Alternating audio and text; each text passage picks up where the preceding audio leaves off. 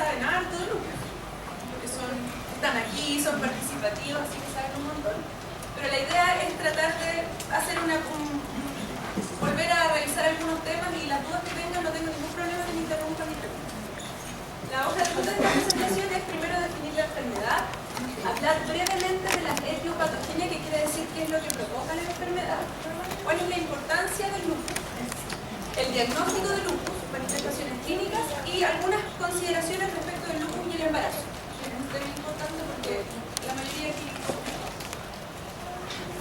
Bueno, el lupus eritematoso sistémico es una enfermedad autoinmune inflamatoria multisistémica y se llama así porque afecta a un montón de órganos en el cuerpo, puede afectarlos prácticamente todos. Y la causa, la etiología, no está bien clara.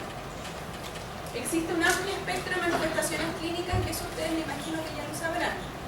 No todos los lupus son iguales y afectan distintos órganos y a cada paciente tiene un lupus un poco distinto. Se caracteriza por la formación de autoanticuerpos. Esos autoanticuerpos que a ustedes muchas veces seguramente los han medido en la esa es la característica principal de esta enfermedad. Son estas proteínas que el mismo cuerpo produce y que están inicialmente diseñadas para otra cosa, pero que se confunden y nos atacan a nosotros. El lupus cursa con periodos de actividad y con periodos de remisión. Hay periodos en los que está todo tranquilo, parece que nadie tuviera nada, que con los medicamentos está todo tranquilo, y hay otros periodos en que uno no tiene idea qué pasa y la cosa se desorganiza. Y si bien puede ser una enfermedad leve o manifestaciones leves que uno puede sobrellevar tranquilamente, también puede ser una enfermedad que amenaza la vida. Les quiero mostrar un pequeño video.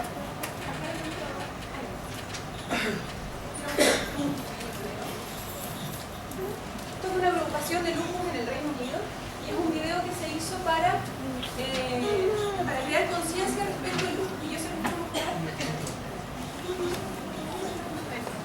Hay alrededor de 5 millones de pacientes con lupus en el mundo. Es una enfermedad que, si bien es poco frecuente, es importante. ¿Pero qué es el lupus? En nuestro cuerpo, en forma normal, nuestro sistema inmunológico está hecho para defendernos y él nos defiende de todo, de los bichos, de las bacterias, y eso es lo que hace el sistema inmunológico. Pero en el lupus, nuestro sistema inmunológico está un poco enfermo, se confunde. ¿Y qué es lo que hace? Ataca cualquier cosa y eso incluye nuestras propias células. Y eso es lo que hace. Esas células blancas, que son los leucocitos, se confunden y producen los autoanticuerpos que luego producen la enfermedad. Los síntomas: cansancio extremo, dolor articular, debilidad, caída del pelo, y también puede afectar órganos internos, riñones, corazón, pulmón. Y hay factores ambientales como por ejemplo la exposición al sol, que activa la enfermedad. Y por eso es tan importante, así que partimos con la protección del sol justamente por eso. El estrés también puede afectar o gatillar actividad de la enfermedad. Por lo tanto, los pacientes tienen que siempre estar cuidándose a sí mismos. El autocuidado en esta enfermedad es muy importante. Pero tomando pastillas, todo se cae. Alrededor de 7 años más o menos se demora el diagnóstico de la enfermedad, porque los síntomas de la manifestación son tan distintas que consultar a un médico general tras otro dificulta el diagnóstico. Sin embargo, son mejoradas. Así que la idea de esto es crear conciencia, que lo podemos poner en el pero era más o menos para que entendieran cómo el sistema inmunológico de una forma fácil afecta a nuestras células. ¿Sí? Sí.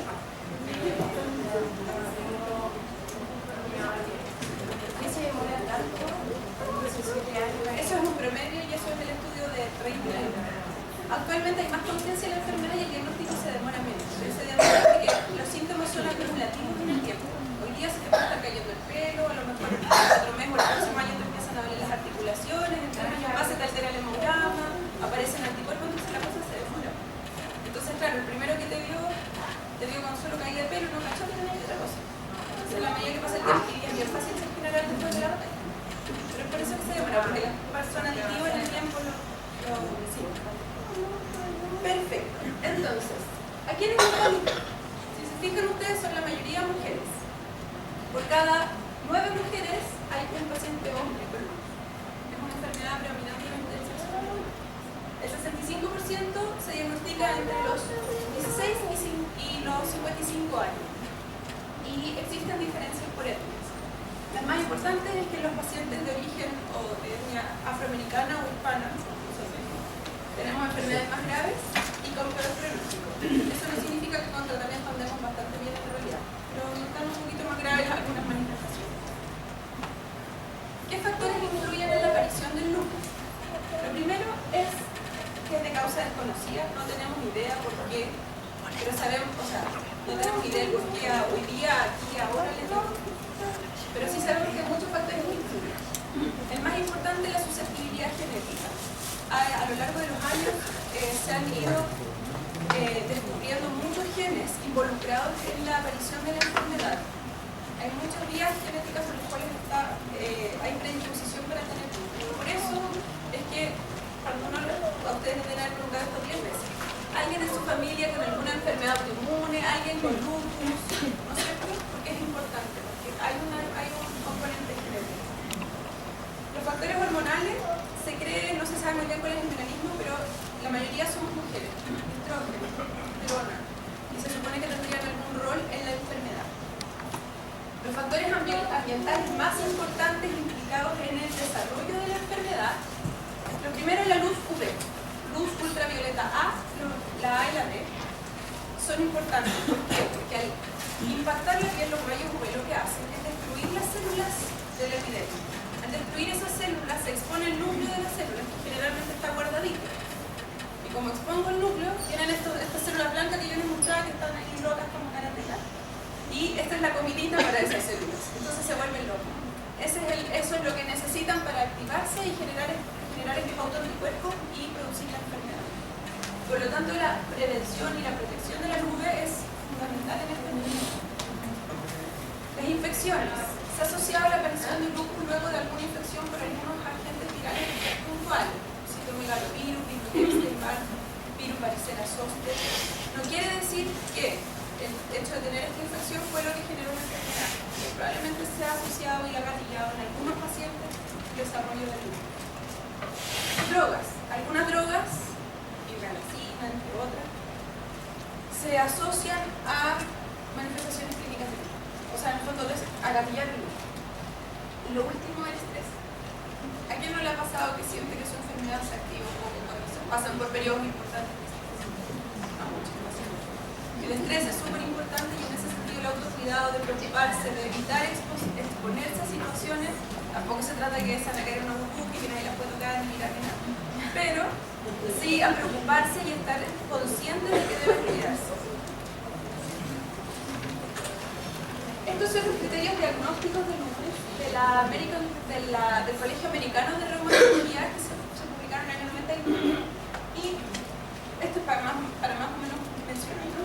Están como criterios se necesitan tener 4 de estos 11 para decir que alguien tiene lupus. Y al menos tiene que haber uno clínico y uno de laboratorio para decir que alguien tiene lupus. Ahora, estos fueron creados con fines de estudio. En la vida real, cuando un paciente consulta y va a ver a un experto, a veces tal vez no cumple todo, pero el experto dice, bueno, esto a mí me parece que igual es lupus. Pero estas son las cosas que se han estudiado y esto es como lo que está estandarizado, que así se diagnostica. Entonces, el rash malar, que es la mariposa típica, el rash discoide, que es otro tipo de compromiso cutáneo. La fotosensibilidad o esta alergia al sol, esto de ponerse al sol y que la piel se mancha entera. Úlceras orales o aftas en la boca. Artritis, la presencia de inflamación en las articulaciones. Serositis, que es el compromiso cuando se llenan de agua los pulmoncitos o la membrana que recubre el corazón, el pericardio. Inflamación de los riñones y algunas manifestaciones de compromiso neurológico. Esas son las manifestaciones. Y dentro de lo de los exámenes está la aparición de anemia, bajo los leucocitos, bajo los linfocitos, bajo las plaquetas en el hemograma. Por eso el hemograma es tan importante y por eso ustedes se lo deben pedir cada vez que van a control. Hemograma, VHS, función renal, todas esas cosas porque nos importan para ver el compromiso del lupus en sus cuerpos. La presencia de autoanticuerpos, que son los anticuerpos antinucleares, más o menos un 90% de los pacientes con lupus tienen anticuerpos antinucleares, pero que no los tenga tampoco significa que no tienen lupus. Anticuerpos anti-DNA, anticuerpos anti-SM y los anticuerpos antifosfolípidos, que son el anticoagulante lúpico, anticardiolipina y BDRL positivo. El BDRL positivo, quienes han estado embarazadas y alguna vez les dijeron que podían tener un BDRL positivo. ¿Alguna acá? Esa es una forma frecuente de cómo se empieza el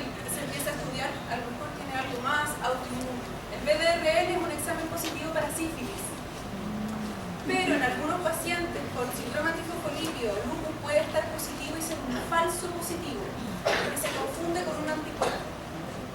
Entonces esas cosas son cosas que a uno le hacen pensar como médico general, a lo mejor hay algo raro aquí, y así empieza el estudio. ¿Tiene un paciente con lupus? ¿Todos son anticuerpos genéticos? Es lo que te decía recién. En realidad se requiere tener al menos un anticuerpo para poder decir, bueno, esto es autoinmune y tiene lupus, etc. En realidad es raro que no tuviera ninguno. Pero hay algunas veces que uno dice, bueno, a lo mejor en algún minuto va a aparecer, pero lo más habitual es que tenga que tener algún anticuerpo y alguna manifestación. Ya, ahora nos vamos a las manifestaciones clínicas. Eso fue una breve pincelada respecto como a generalidades. ¿Alguna duda o algo hasta acá? ¿Alguien que quiera preguntar algo? ¿Vamos bien? Ya. Manifestaciones generales.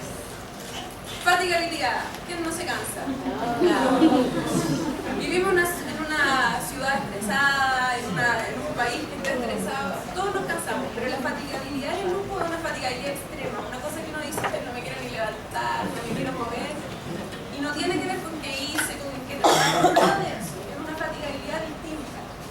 Y esa es alrededor de un 80-90% de los pacientes que tienen fiebre, no en todos los pacientes, pero puede ser manifestación de actividad de la enfermedad. Baja de peso también, y adenopatías o ganglios. Llenarse de ganglios por todas partes también puede ser una manifestación de actividad. También hay que tener ojo con los ganglios porque hay que buscar otras cosas también, pero si no hay otra enfermedad que lo explique, el lupus lo explica. Entonces, de todas estas, ninguna es grave. O sea, si ustedes se fijan, es una lata tener que estar fatigado constantemente, pero nadie guía la urgencia por fatigabilidad, ¿no es cierto? Si ustedes tienen lupus y les da fiebre, puede que igual tengan un cuadro viral, pueden haberse resfriado igual que el resto de la casa, pero si están inmunosuprimidos, la fiebre no pasa al segundo día habiendo tomado un antipirético, o sea, no tienen otros síntomas que lo expliquen, ustedes deberían consultar. 48 horas, 3 días con fiebre pegada que no se pasa, es una indicación para consultar. ¿Ya? No es grave, pero hay que consultar dentro de un plazo razonable, no esperar 2 o 3 semanas con fiebre para ir al doctor. La baja de peso aparece también en el contexto de enfermedad activa. Y los ganglios, bueno, se empiezan a tocar por el también, y eso en general uno lo ve porque cuando uno examina a los pacientes se ve si tienen o no tienen adenopatía. Compromiso mucocutáneo. Esta es una foto de un lupus discoide. Esta es gentileza del doctor. Espera, no lo sabía. Ahora saben. Ahora lo saben. Es un lupus discoide, que es en realidad el lupus discoide es un poquito distinto porque el lupus discoide crónico no es una enfermedad, no es sistémica, no es como el lupus sistémico, es una entidad aparte. Pero también pueden verse manifestaciones en la piel parecidas y ser lupus sistémico. El lupus cutáneo y el lupus sistémico. Y el lupus discoide crónico solo compromete la piel, es de baja incidencia en estos pacientes el compromiso sistémico. No quiere decir que no. Otros tipos de compromiso de la piel son el lupus cutáneo subagudo, que más o menos la mitad de los pacientes que tienen este tipo de compromiso van a desarrollar lupus sistémico cuando se presentan con el compromiso de la piel. Pero si un paciente ya tiene lupus sistémico diagnosticado porque tiene anticuerpos, otros síntomas, etc., igual puede tener estas manifestaciones. El lupus cutáneo agudo ocurre como en el 30-60% de los pacientes con lupus. Va a comprometer la cara y áreas fotoexpuestas. Estos dos no dejan cicatrices, a diferencia del discoide. Algunos de por aquí seguro que han tenido este tipo de compromiso cutáneo así. Se ponen al sol y quedaron como camarones. Este es el típico lupus cutáneo agudo. Y esta es la mariposa lúpica, que es bien difícil a veces de pensar, a veces lo diagnostican como rosácea, pero hay algunas características importantes de esa mariposa que hacen que uno diga, no, esto no es rosácea. No compromete la pera, respeta algunas cosas en la cara, algunos ojos, y eso hace la diferencia. Otros compromisos mucocutáneos son la caída del pelo o alopecia. La caída del pelo puede ser por pelones, que queden pelones en la cabeza, o sencillamente que se te empiece a caer en forma difusa todo el pelo. Úlceras orales o nasales. La mayor parte de las veces son úlceras orales y son úlceras en el paladar. A veces no se dan ni cuenta porque no necesariamente molestan o duelen. Por eso es importante que ustedes se hagan autoexamen. bueno, yo misma siempre miro la boca siempre, porque no me miro la boca, pero si no hay que mirarse la boca de vez en cuando. Y la fotosensibilidad, que es como alergia al sol o hiperreacción al sol. Y el fenómeno de Raynaud. ¿Alguien tiene esto? ¿Alguien lo ha visto? A mí me pasa. Sí. ¿Qué pasa eso? Con el frío, ¿cómo se le ponen los dedos, señora? Como muerto. ¿Cómo es? Sí. Así es el fenómeno de Raynaud. El fenómeno de Raynaud también está mediado por autoanticuerpos y se produce los vasos distales, los vasos sanguíneos que llevan sangre a la punta de los deditos se apretan y no dejan que pase sangre. Entonces puede ponerse de una sola vez blanco o también se puede poner moradito el dedo y luego blanco. Eso se llama fenómeno de Raynaud y no es específico para el lupus. Muchas otras cosas no son específicas para el lupus, también están positivas en algunas otras enfermedades del tejido conectivo. Pero si están en un paciente que tiene otros síntomas, bueno, ¿perdón? En general el lupus no mucho, pero si se asocian a otros anticuerpos antifosfolípicos o a otros tipos de anticuerpos puede aumentar, pero en general solo eso no. Lo que es importante no les mencioné, lo que es muy importante en el fenómeno de Raynaud son las medidas locales para mantener el calor. Guantes calentitos, no guantes de lana que probablemente les empiezan a porque son bien hoyitos y entre el frío no se los van. Pero guantes calentitos, térmicos, calcetines térmicos para los pies es súper importante y de esa forma se previene la aparición de úlceras porque están calentitos. Y hay otras cosas ahí que el doctor Vera es experto, cremitas, del peripino, nosotros a veces usamos severo algunas pastillas para mejorar la perfusión distal. Así que en realidad se puede manejar bastante bien. Ninguna de estas cosas es grave, ¿verdad? Dígame. ¿No puede pasar del discoide al agudo? No, el doctor Vera ahí te puede contestar mejor. Yo lo doy 5% de los pacientes. Entonces, lo importante cuando uno ve a la paciente que tiene lesión discoide, hay que fijarse qué parte del cuerpo está la lesión. Si las lesiones están del cuello hacia arriba, lo más probable es que ese lupus discoide se va a apagar. En cambio, si es de la cabeza hacia abajo, la probabilidad de que se apague es mucho menor, y por eso esos pacientes que tienen arriba y abajo del cuello, el 5%, o sea, de 100 pacientes, solo 5 van a cumplir criterios para el lupus sistémico, por criterio. Pero en general, esos son los lupus que ellos le van a decir lupito. Tienen anticuerpos, tienen cosas que se comportan Que se mucho portan mejor bien. que otros lupus. Claro, están los lupus, los malos malos y los lupitos. Los que tienen un poquito y que un poquito de remedio se portan bien. Para nosotros son los lupitos. Ya, compromiso articular. Dolor articular, entre un 70 y un 100% de los pacientes sienten en algún momento de su enfermedad dolores en las articulaciones. ¿Sí? Sí. Y es un dolor que no es fácil de explicar, es en la coyuntura, en las manos, en las rodillas, aumenta a veces con la actividad física, es una cosa medio molestosa que no es fácil de explicar, especialmente al principio cuando todavía no está el diagnóstico hecho. Y puede llegar a ser invalidante en algunos casos. La artritis es un poco distinta. La artritis se refiere al aumento de volumen de la articulación, no solo el dolor, sino que hay aumento de volumen, calor local y algunas veces que se ponga media roja la articulación. A eso nosotros le decimos artritis. La artritis en un paciente que tiene diagnóstico de lupus y que tiene todos los deditos inflamados, las manitos, el tobillo, la rodilla, se piensa que es parte de la enfermedad.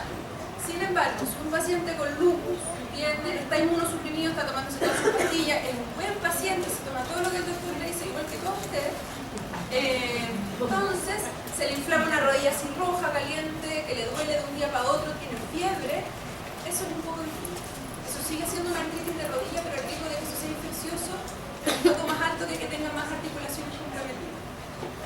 Entonces, una artritis de una articulación con síntomas de sentirse enfermo, con fiebre de un día para otro, hay que tenerlo. ¿Ya? Esa sería una cosa por la cual ustedes debieran consultar rápidamente. Si la enfermedad se empieza a activar de a poco, en general va a tener compromiso de más articulaciones, no tienen por qué tener fiebre, así como fiebrón de infección. ¿Ya? Y estas manitos, no sé si se ven muy bien. ¿Se ven bien? Esto se llama artropatía de Yakut y es porque y se parece un poquito a las manitos de las pacientes con artritis reumatoidea. Pero la gran diferencia es que en los pacientes con artritis reumatoidea no hay cómo arreglar esa manito. Cuando uno la toca, la mano está fija en esa posición. Mientras que los pacientes que tienen lupus y tienen la manito así, uno les agarra la manito y se endereza los deditos, se endereza la mano, se endereza todo. Y esa es la gran diferencia porque la articulación no está destruida en el lupus, a diferencia de la artritis. Costocondritis también es bastante frecuente ver en pacientes con lupus. ¿Algunos de ustedes le han diagnosticado síndrome de Tietz o costocondritis? Sí. Es una enfermedad frecuente en gente sana. Es súper frecuente en gente sana, estrés y inflamación de las articulaciones entre el esternón y las costillas. Y duele, como que aprieta el pecho, algo que es preocupante porque da la sensación de que uno le estuviera doliendo el corazón. Pero la verdad es que son esas articulaciones que también pueden inflamarse y doler. ¿Es dolor constante o es así como de vez en cuando? No sé si tiene de vez en cuando el dolor da lo mismo. Pero si es un dolor que no, eso es distinto. Este es un dolor como de la barbilla costaliderecha y si se tocan les vuelve a doler igual como les está doliendo solitos sin tocar. Esa es la costocondritis. También puede ser manifestación de... Ya, la necrosis ósea avascular. ¿Alguien la ha escuchado? ¿Alguien ha escuchado la necrosis ósea avascular? Esto no es una manifestación de la enfermedad, pero puede ser una complicación del tratamiento y por eso se las quise mencionar en esto, porque sería una causa para consultar. Es una complicación grave del uso de esteroides por la enfermedad, pero cuando se usan esteroides en dosis muy altas, generalmente endovenoso, no pastillas, cuando hay dosis más altas de esteroides. Ocurre en un 5 o 10% de los pacientes, poquito, y afecta más las caderas, pero también puede afectar hombros y rodillas. Y produce mucho dolor e impotencia funcional. Es distinto de los dolores articulares a los que pueden estar acostumbrados. Es un dolor que aparece un día para otro y como que no se va. Y el diagnóstico se hace con imágenes. ¿Ya? Y bueno, es una causa importante de discapacidad. Y en la mayoría de los casos la enfermedad no necesariamente está activa. La enfermedad puede estar de lo más tranquila, todo tranquilo, los exámenes bien, sentirse bien, y empieza un dolor en una articulación raro. ¿Ya? Son cosas que ocurren en pacientes que han usado corticoides en dosis muy altas. Compromiso muscular, dolor muscular. El nombre técnico para esto es mialgia. Eso significa dolor. Cualquier cosa asociada a algia es dolor. Y la mialgia es el dolor muscular que ocurre más o menos en un 25% de los pacientes con lupus. Y es importante ver si este dolor es solamente por el lupus o puede o no asociarse a alguna droga. Los esteroides pueden dar miopatía, más que dolor, todavía está puesto ahí, pero dan más miopatía, que es debilidad de algunos músculos por el uso de los corticoides. Entonces, también es importante que lo sepan porque de repente les pueden dar corticoides, se empiezan a sentir mucho mejor, pero sienten como que les cuesta subir la escalera, les cuesta levantar los brazos. Eso podría ser una miopatía por esteroides. La miositis, que es la inflamación de los músculos, es muy poco frecuente, un 5-11%, y produce dolor, debilidad muscular y se alteran los exámenes de laboratorio. La forma generalmente de confirmarlas con un examen más específico, que son unas agujitas que se clavan en las piernas o en los brazos, que se llama electromiografía. Ya, ¿dudas hasta acá? ¿Alguien tiene dudas? De aquí hemos mencionado puras manifestaciones que son dentro de todo leves o llevaderas, no ninguna de esas es una gran urgencia, ¿cierto? Salvo si es la primera manifestación y después de eso lo diagnostican en lupus, porque ahí sería más preocupante. Ahora vamos al compromiso renal. El compromiso renal en el lupus es una de las manifestaciones graves de la enfermedad. Cuando alguien tiene lupus y tiene compromiso renal, ya dejó de ser un lupito. Ahora es un lupus de verdad. Mala gente. El 40-70% de los pacientes van a tener compromiso renal en algún momento de su enfermedad. Y se asocia a más enfermedad, porque hay que tomar más medicamentos. Es una enfermedad que compromete un órgano que es muy importante, o sea, dos órganos que son muy importantes, que son los riñones. ¿Y cuáles son los síntomas que ustedes podrían tener y por los cuales sospechar que pueden tener compromiso renal? Edema matutino, o sea, hinchazón en la mañana de los tobillos o amanecer con los ojos hinchados. Edema palpebral. Eso puede ser un síntoma de compromiso del riñón. Porque al inflamarse el riñón se empiezan a perder proteínas en la orina. Botamos proteínas que son las que nos ayudan a guardar el líquido de la sangre en su lugar. Entonces se pierden esta proteína y de los vasos sanguíneos empieza a salir agüita para afuera y eso es lo que nosotros vemos en los párpados. Proteinuria ¿ya? Que es la presencia de estas mismas proteínas en la orina. ¿Y eso cómo lo ven? ¿Alguien sabe? Muy bien, espuma en la orina. Entonces hacen pipí y queda espuma en la taza. Cada vez que yo pregunto estas cosas tengo que disculparme y decirle, señora, yo pregunto cosas raras. Tiene espuma en la taza. Entonces es algo que ustedes tienen que fijarse. Se tienen que fijar en el pipí cuando hagan pipí. Los hombres generalmente se fijan mucho, pero ellos son los que más ven en realidad por la forma en que hacen pipí. Pero las mujeres nunca se fijan. Entonces es importante que se fijen. Lo más importante es que a veces no saben si eres espuma o no eres espuma, pero al tirar la cabeza finalmente queda espuma en la taza. Esa es la típica proteína. Hipertensión arterial, porque el compromiso de los riñones puede dar hipertensión.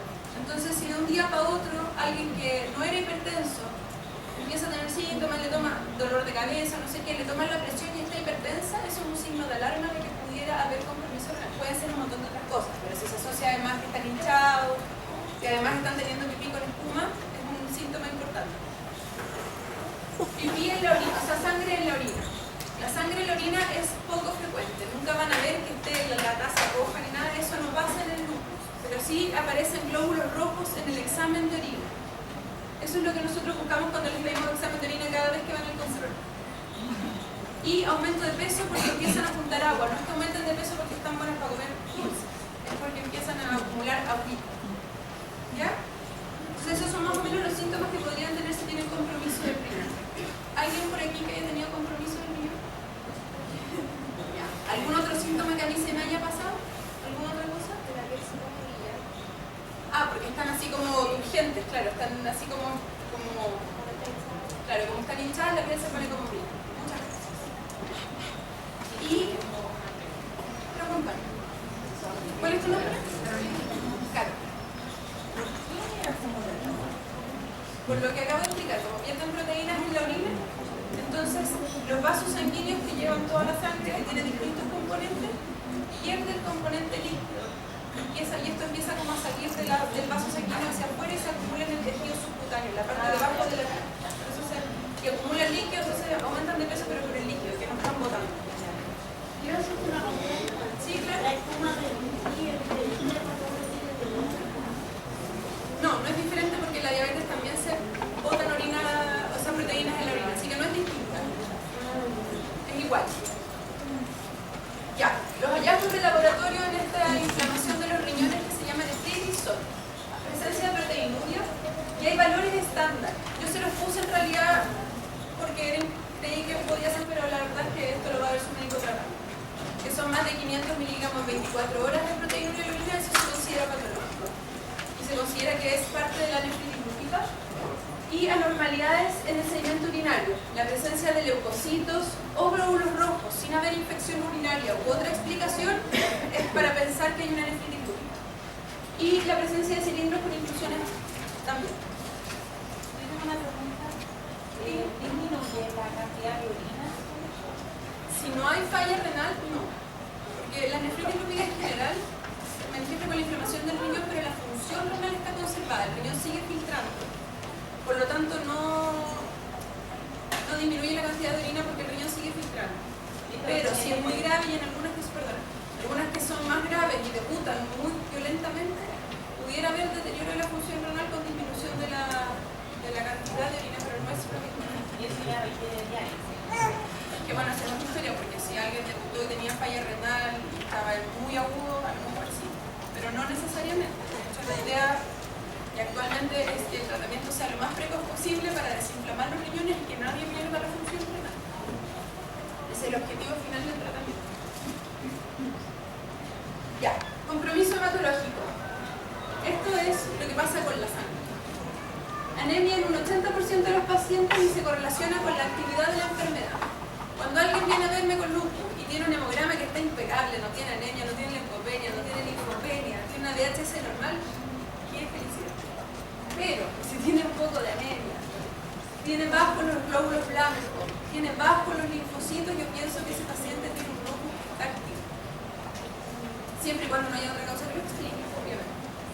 Y la trombocitopenia, que es la caída de las plaquetas, también se correlaciona con la actividad de la enfermedad y puede ser una manifestación. Cualquiera de estas podría ser grave.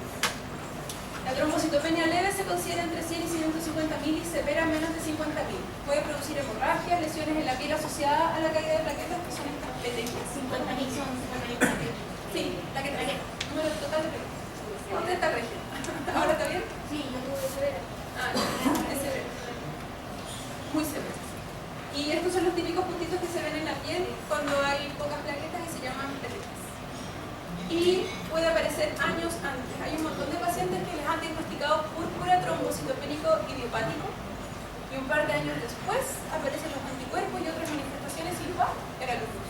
No es tan raro. Así que es importante también, y por eso los pacientes se siguen en el tiempo. Por eso cuando les dicen, ya, entonces usted está súper bien, pero nos vemos 6 meses, vuelvan en 6 meses más a control, las 3 o 4 por lo que les digan, porque como la enfermedad va y viene, es importante el control incluso cuando se sientan bien. Bueno, cualquiera de estas, esto es grave. O sea, si alguien empieza a tener, alguien le aparecen petequias en el cuerpo, podrían asumir que tiene las plaquetas bajas y eso es grave. Así que hay que consultar. Compromiso del sistema nervioso central, y consultar no me refiero como a ir a la urgencia ahora ya, pero sí dentro de su día que viene ir a su doctor. Compromiso del sistema nervioso central o periférico. Otra de las manifestaciones graves del lupus. 2/3 de los pacientes con lupus pueden tener el compromiso del sistema nervioso central. Han sido descritos 19 síndromes o 19 manifestaciones típicas de esto. Las más importantes son el dolor de cabeza, la cefalea, que está presente en un 40% de los pacientes. No es un síntoma específico, obviamente, porque a todos nos puede doler la cabeza por otras razones. Pero es importante tener en cuenta el cambio del patrón del dolor de cabeza. Por ejemplo, si de repente yo soy migrañosa y me duele la cabeza de cierta manera, pero el patrón del dolor de cabeza cambia, se hace más intenso, no se pasa con los medicamentos habituales, ojo con eso. Pudiera predecir una actividad de la enfermedad. En alguien que está en revisión y empieza a tener dolor de cabeza muy seguido, podría ser que la enfermedad estuviera activando. A veces, precede la activación del dolor de la enfermedad. La polineuropatía es un compromiso de los nervios, del nervio sensitivo. También puede ser manifestación de lupus. Y generalmente es la sensación como tener puesto un calcetín o tener puesto guantes sin generar obviamente. Y eso puede ser una manifestación del sistema nervioso periférico. Mononeuropatías múltiples lo mismo, son compromisos de nervios, uno por aquí, otro por allá, que alteran la función, tanto la sensibilidad como la motricidad. Convulsiones, todos saben lo que son las convulsiones, como los pacientes con epilepsia. Las convulsiones son también una manifestación grave de lupus. Psicosis y depresión. Todas estas cuestiones suenan terribles, no a todos los pacientes les pasa y todo tiene tratamiento. Pero es importante, las manifestaciones del sistema nervioso en general son manifestaciones graves y por las cuales ustedes debieran consultar.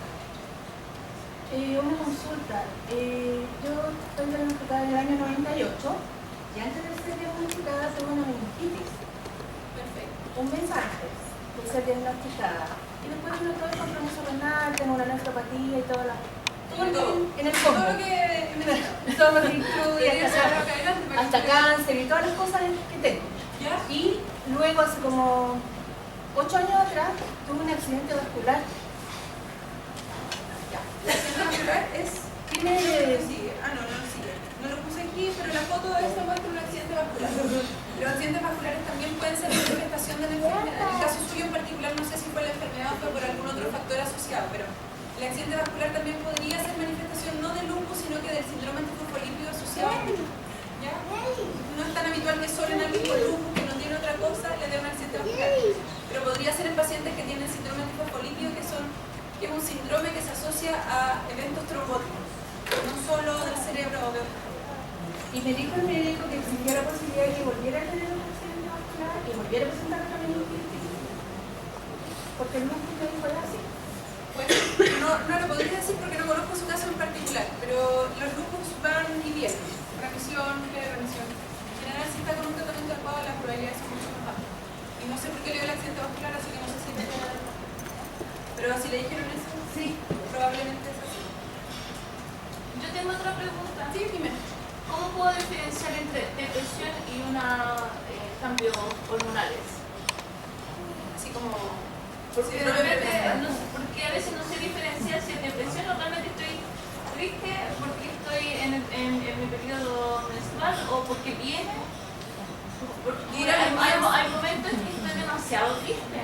Bueno, a lo mejor necesitas alguna consulta un poco más especializada. Y de hecho, Bueno, eso es lo que quería mencionar ahora. Eso es lo que quería mencionar ahora. La disfunción cognitiva en los pacientes con lupus, y ahí voy a llegar a la depresión. La disfunción cognitiva en los pacientes con lupus también es una manifestación clínica importante. Se sienten como más lentos, que no rinden lo suficiente, no les pasa todo, pero puede pasar. Que se sientan un poco más lentos, que no rinden lo suficiente, que les exigen más de lo que pueden, que no están como estaban antes. Eso no es tan raro, puede estar influenciado por los medicamentos, por depresión, por trastornos del sueño, por la enfermedad, por otras condiciones asociadas, etc. ¿A dónde quiero llegar con esto? Es importante que eso se lo mencionen a su médico tratante, de tal forma que el médico tratante, que los conoce de antes, que ha visto sus exámenes, les ayude a diferenciar si esto es depresión, efectivamente, y a lo mejor necesitan ayuda más especializada, a lo mejor necesitan ir al psiquiatra o al psicólogo, no sé, o si tiene realmente que ver con una activación del expediente, pero son síntomas que pudieran aparecer. Y en la depresión, en tu caso puntual, es difícil saber porque si son periodos muy cortitos del mes, que van y se vienen, a lo mejor no es depresión necesariamente, o a lo mejor sí y hay que manejarlo de otra manera. Pero eso es súper importante que lo cuenten a los médicos tratantes. Ya. Compromiso de serosas, serositis es el nombre técnico. La pericarditis y la pleuritis. La pericarditis es la membrana que envuelve el corazón y la pleuritis es la inflamación de la pleura, que es la membrana que envuelve los pulmones. Cualquiera de estos son manifestaciones bastante habituales de lupus. 5% de pericarditis, pero en el caso de la pleuritis, 40-60% de los pacientes. ¿Cómo podrían saber o pensar que tienen una pericarditis? Pueden ser asintomáticos y solamente encontrarse cuando alguien le pide un ecocardiograma a un paciente ha tenido un poquito de derrame pericárdico y ya. O sintomáticos en que sientan cansancio, que sienten el pecho apretado y que necesitan encontrar esta posición para que se les alivie el dolor. Esa es la típica posición de la pericarditis. No es habitual, no es frecuente que ocurra, pero puede ocurrir. Y la pleuritis, en cambio, es mucho más frecuente.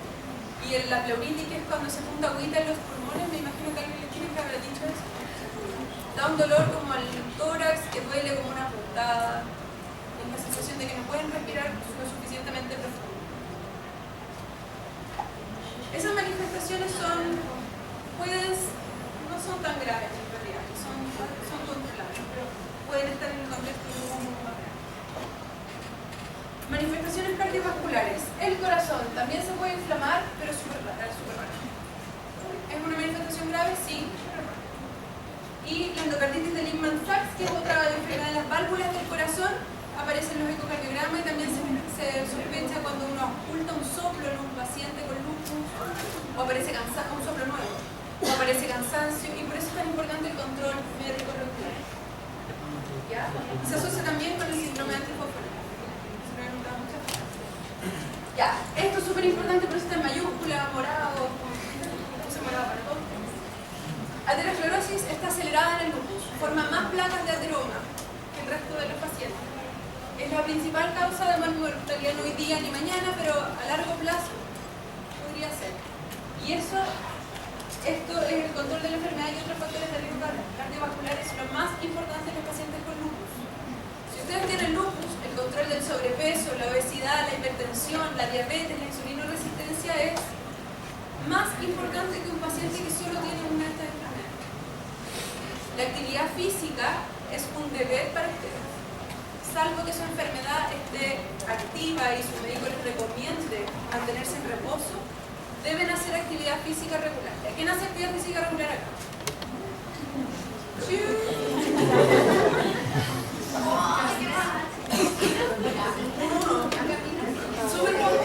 Muy bien para las que hacen, pero todas las demás van a tener una conversación a la hora del café con las que hacen. ¿Cómo lo hacen? ¿Quién tiene tiempo? ¿Cómo encuentran tiempo? ¿Dónde lo hacen? Eso es súper importante. Entonces, después tienen que seguir haciendo cosas.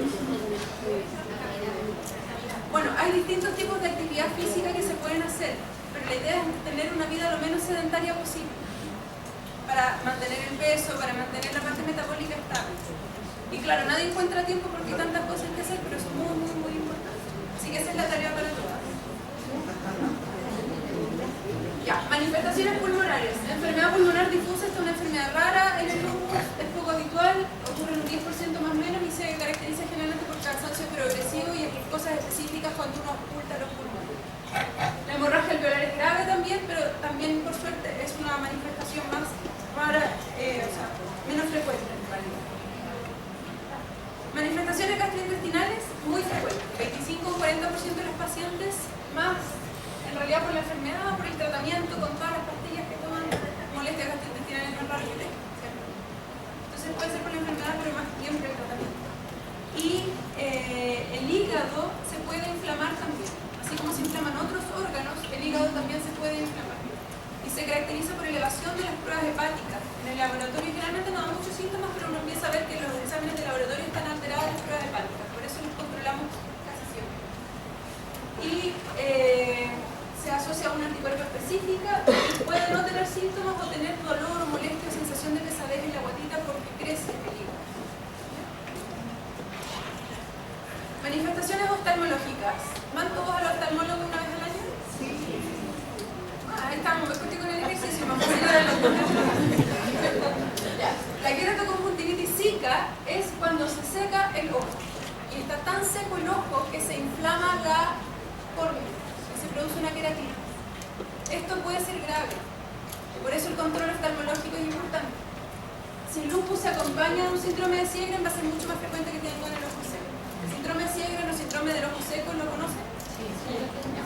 Algunos se asocian con anticuerpos positivos para eso y otros ni siquiera tienen anticuerpos, pero sí está el ojito seco, la boca seca, esa sensación como no poder tragar un pan o una galleta porque no pasa. Eso es el síndrome de Sjögren. Y una consulta, ¿qué otros órganos afecta el síndrome de Sjögren? Otra agrupación. Pero más o menos puede afectar síntomas parecidos a los de los demás. Se parecen bastante. El lupus y el Sjögren son primas, son enfermedades primas. Y hay distintos tipos de Sjögren, es una cosa un poco más profunda porque hay distintos tipos de Sjögren. Algunos Sjögren son bonitos y solamente secan un poco el ojo, secan un poco la boca y otros son también porque pierde saliva. Pero en general eso es así en el lupus. Pero cuando el Sjögren es solito, un Sjögren primario, eso en general se porta un poco más mal y puede comprometer a otro cuerpo. Pero el lupus se porta bien. Y puede haber este es el test de Chilbert, que es para medir la cantidad de la cantidad y la calidad de la lágrima en el ojo. Supongo que se lo han hecho. Nada más que la mayoría debe estar con plaquinol y eso también tiene indicación de control oftalmológico. Evaluación por oftalmología anual, súper importante. La trombosis de la arteria retinal o infarto es malo, pero podría pasar y por lo tanto cualquier... De repente están caminando, están haciendo algo y dejan de ver por un ojo, eso es una urgencia. Si dejaron de ver un segundo y se les pasó, bueno. Si dejan de ver y no ven por un ojo, eso es una urgencia, pero eso me imagino que ya lo saben. Dejan de ver por un ojo, tal vez. Ya, y esto es casi lo último. Angioedema, ¿les suena? ¿Alguien le ha pasado que se le hincha así la boca o un ojo? Al principio de la enfermedad te pasó. El angioedema es una condición asociada al lupus y se caracteriza por la inflamación aguda o brusca de un párpado, de la boca, la lengua. Puede ser leve y solamente ser eso, también podría ser la leve. En general no le pasa a todos los pacientes con lupus, son pacientes muy puntuales con lupus que tienen un marcador en la sangre positivo. No les pasa a todos, si no les ha pasado hasta aquí y ya llevan un buen rato con un que no les va a pasar. Pero algunos como, ¿cuál es? Malaria les pasa al principio y a raíz de eso empiezan el estudio y aparecen exámenes y se sospecha el lupus y así partimos. ¿Ya? Así que muestran para que lo conozcan. Aspectos reproductivos y luz. ¿Cómo vamos hasta acá? No se asocia a menor fertilidad la enfermedad, pero sí podría ser afectada la fertilidad por algunas drogas. En particular la ciclofosfamida. La ciclofosfamida no nos gusta mucho, pero es una buena droga para determinados compromisos de la enfermedad. Funciona bien para desinflamar y para atacar el lupus, pero a veces puede afectar la fertilidad. En los pacientes con lupus, mujeres, la mayoría son mujeres en edad fértil. La contracepción o el uso anticonceptivo, la planificación familiar, esto va dirigido especialmente a las que son más jovencitas, es súper importante. No pueden embarazarse así como embarazar, ¿no? O sea, ojalá se puedan citar rápido, pero lo que quiero decir es que la idea es que se planifiquen, se organicen. ¿Por qué? Porque el lupus tiene que estar inactivo por lo menos 6 meses antes de haberse embarazado, para que así ustedes y su guagua tengan menos riesgo. Un tercio de los embarazos pueden terminar en parto prematuro, hay un riesgo aumentado de preeclampsia, hay más riesgo de diabetes gestacional con los fármacos y puede activarse la enfermedad durante el embarazo, puede. Existen algunos factores de riesgo para que eso pase, pero lo más importante es que ustedes no es que tienen lupus y ya no van a morir de niños, ¿no? La idea es que los acompañemos en ese camino, los doctores acompañamos a las señoras con lupus que quieren quedar embarazadas y tienen sus guaguas y son felices con sus guaguas, pero lo importante es que sean responsables con ustedes y con sus futuros hijos. Por eso la contraconcepción y el momento del embarazo es súper importante. Lo que les decía antes, que tiene que estar en remisión al menos 6 meses y es considerado un embarazo de alto riesgo porque ustedes ya saben que el lupus es raro, les costó llegar al diagnóstico, toman medicamentos que no son habituales, y un embarazo más eso ya si los ginecólogos colapsan. Entonces es importante que se controlen en unidades especializadas, unidades de alto riesgo obstétrico. En todos los hospitales hay unidades de alto riesgo obstétrico, en la clínica, por ejemplo en la Católica funciona un poli de alto riesgo obstétrico en que se junta el ginecólogo, el reumatólogo y mayor riesgo de hipertensión, trombosis, etc. Y en las guaguitas de pacientes con lupus también pueden haber algunas manifestaciones, ¿ya? Por eso es importante tener estos anticuerpos antes de que las mamás se embaracen, saber si están positivos o no están positivos el ROI está, porque se asocian a manifestaciones en la piel de los recién nacidos o en las guaguas antes de nacer hay que hacerles un seguimiento más estricto del corazoncito de esas guaguitas. En general andan bien, el riesgo es súper bajo, pero es importante saber. ¿El antirron en algún momento se puede llegar a utilizar? No, ¿cierto? El ROM nunca se negativiza. Mucho rato. Así que es raro que se negativice. Y por eso lo que no es raro es que estén negativos al principio y así como los síntomas se van agregando en el tiempo, que era la pregunta que alguien me hizo al principio, los anticuerpos también se van agregando en el tiempo. Entonces uno puede partir un lupus con un anticuerpo y en la medida que pasa el tiempo agregar otro. Entonces si han pasado mucho tiempo desde que te hicieron los exámenes y tú te quieres embarazar, probablemente haya que repetir algunos anticuerpos. Y eso sería. Y ella es una paciente con lupus, nefritis lúpica, que está como tú. Así que así las quiero a todas.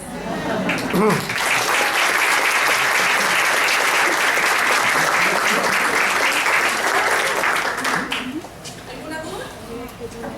Excelente. Ahora va a presentar mi doctor Cristian Vera, nuestro dermatólogo estrella. ¿Qué se siente? Que ahora le decía a la doctora, pues súper completa la presentación, presentaciones de todo tipo, y además le vamos a entregar un regalo para haber venido hoy día con nosotros acompañándonos. Ay, gracias.